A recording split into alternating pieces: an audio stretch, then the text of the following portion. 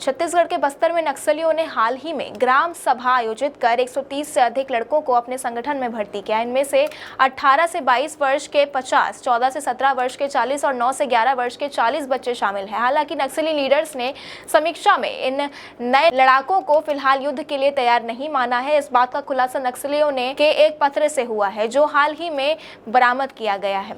25 लाख के इनामी नक्सली लीडर सुधाकर उर्फ मुरली का 25 मार्च को पुलिस एनकाउंटर में मारा जाना नक्सली संगठन के लिए बड़ा झटका साबित हुआ है। पुलिस को उसके पास एक पत्र मिला है जिसमें नक्सली संगठन में भर्ती की गई नई पीढ़ी और को प्रशिक्षण देने, हथियार चलाने और आईईडी बनाने की जानकारी देने की बात लिखी हुई है।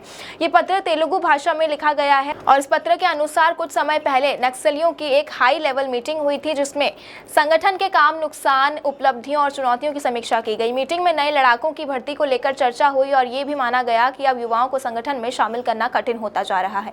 पत्र में लिखा है कि माड़ इलाके में हुई ये भर्ती संभवतः अंतिम थी क्योंकि नए युवक संगठन में आने से कतरा रहे हैं। नक्सली संगठन ने भर्ती किए गए 18 से 22 साल के युवाओं को हथियार सौंप दिए हैं जबकि 9 से 17 साल के बच्चों को फिलहाल पढ़ाया जा रहा है। अनपढ़ बच्चों को अक्षर ज्ञान देने के साथ साथ संगठन के इतिहास, क्रांति और गुरिल्ला युद्ध की बारीकियों की जानकारी दी जा रही है। इसके अलावा पत्र में हर एरिया कमेटी को नई भर्ती बढ़ाने का निर्देश भी दिया गया है। ग्राम सभाओं में नक्सलियों ने हर घर से युवक युवतियों को भर्ती करने का आदेश दिया था।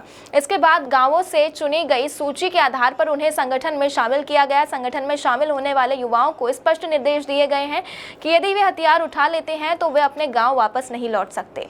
यदि किसी को अपने माता पिता या पत्नी से मिलना हो तो उन्हें जंगल से ठिकाने में नहीं बुलाने का नियम बनाया गया है।